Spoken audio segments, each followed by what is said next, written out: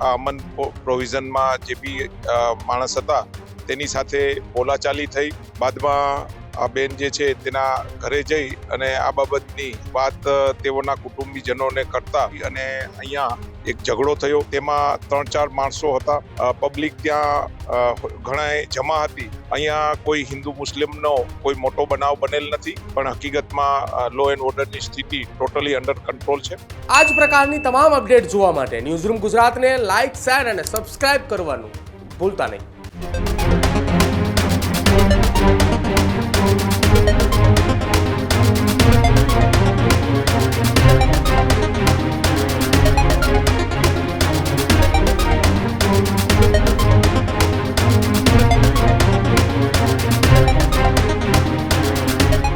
ભાવનગર પોલીસની માથે જાણે દશા બેઠી હોય એવી સ્થિતિ ભાવનગરની અંદર જોવા મળી રહી છે. જાહેરની અંદર એક યુવકની કરફીણ હત્યા થઈ, એના આરોપીઓ ઝડપાયા અને ભાવનગરના વર્તેજની અંદર માંડ હજી એ શાંતિપૂર્ણ માહોલ હતો.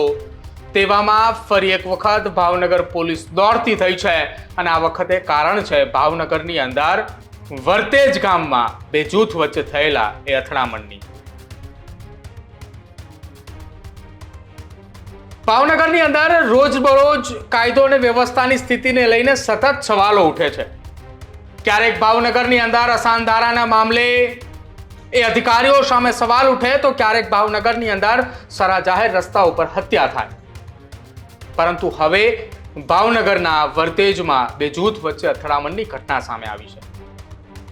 ભાવનગર નજીક આવેલું એ વર્તેજ ગામ કે જ્યાં એક પ્રોવિઝન સ્ટોરની દુકાન ઉપર ખરીદી બાદ કેટલાક ગંભીર આરોપો લાગે છે અને આરોપો બાદ ભાવનગરની અંદર બે જૂથ વચ્ચે અથડામણ થાય છે, જેની માહિતી એ પોલીસને મળતાની સાથે જ સમગ્ર જિલ્લાની પોલીસ દોડતી થાય છે અને વર્તેજ મુકામે પહોંચતાની સાથે જ આખો એ મામલો થાળે પાડવા માટેની કોશિશ કરે છે.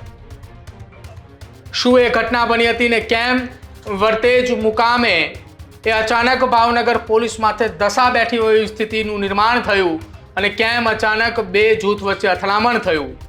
સાંભળો ભાવનગરના એ ડીવાયએસપી પાસેથી કે વર્તેજમાં એ શું ઘટના બની હતી.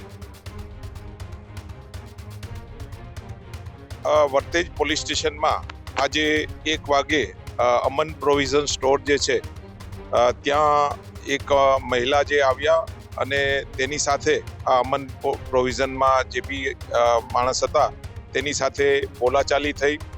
બાદમાં આ બેન જે છે તેના ઘરે જઈ અને આ બાબતની વાત તેઓના કુટુંબીજનોને કરતા એ લોકો આવી અને અહીંયા એક ઝઘડો થયો.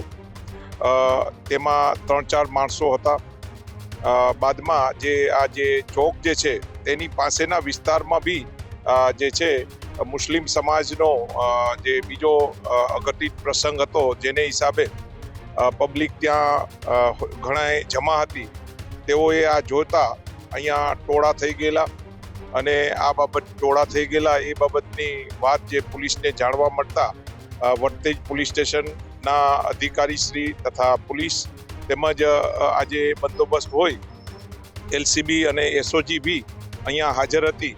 તો તે બી અહીંયા પહોંચી ગઈ અને આ લોકોને જે છે ટોળાઓને સમજાવટથી દૂર કરવામાં આવેલા છે. આ વિસ્તારમાં જે બી બનાવ બન્યો છે તે અનુસંધાને જે ફરિયાદ લેવાનું કામકાજ વર્તેજ પોલીસ સ્ટેશનમાં હાલમાં ચાલુ છે.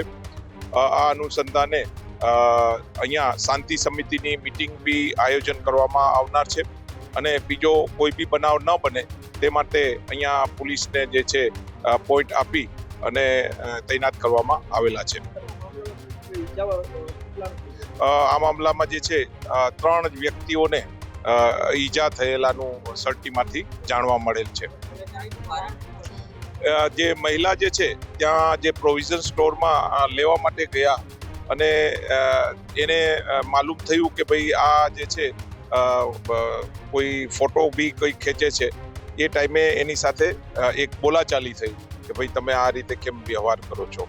એ બોલાચાલીને હિસાબે તેના ઘરે જઈ અને પરિવારને આ બાબતથી વાત કરી અને તે લોકો અહીંયા ઠપકો આપવા માટે આવ્યા અને આ જે ઉશ્કેરાટનું જે કારણ જે છે આ રીતનું બન્યું છે.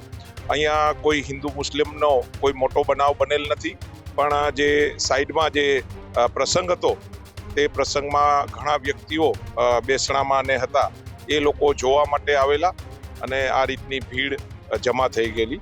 પણ હકીકતમાં લો એન્ડ ઓર્ડરની સ્થિતિ ટોટલી અંડર કંટ્રોલ છે અને અહીંયા બીજો નો બનાવ બને તે સાવચેતી માટે પોલીસ તૈનાત કરવામાં આવેલા છે.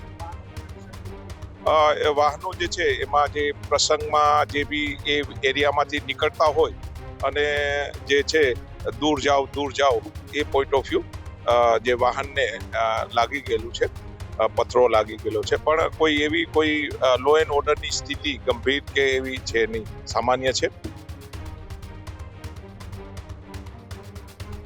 તો આ હતા ભાવનગર સિટીના ડીવાયએસપી, જેમને વર્તેજ મુકામે બનેલી એ ઘટનાની વાત કરી.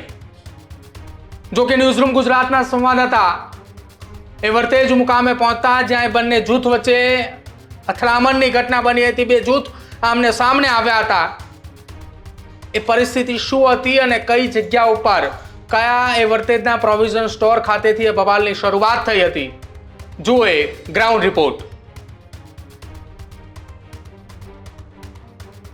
ભાવનગરના વર્તેજ ગામે આજે કુશેલી ચોક આવેલો છે, ત્યાં બે અલગ અલગ સમુદાય વચ્ચે ઝઘડો થતાની સાથે જ ભાવનગરની પોલીસ જે છે તે ઘટના સ્થળે પહોંચી હતી. વાત કરવામાં આવે તો ભાવનગરના વર્તેજ ગામમાં કુપન બાકી કરિયાણું લેવા ગઈ હતી, ત્યારબાદ તે મહિલાને એવું માહિતી મળી રહી છે કે જે પ્રકારે મહિલાના ફોટા લેવાતા હોય તે પ્રકારની જે વાત છે તે ઘરે કરતા અને સાથે જ તે મહિલાના જે પરિવારના સભ્યો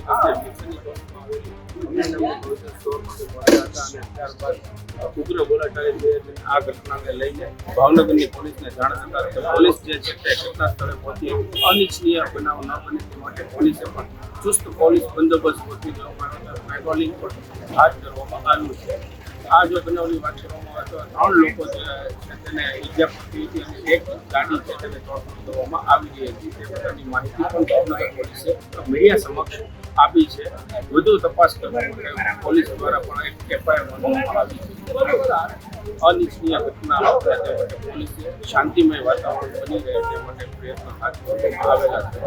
મીરા ગરંગાણી, ન્યૂઝરૂમ, ભાવનગર.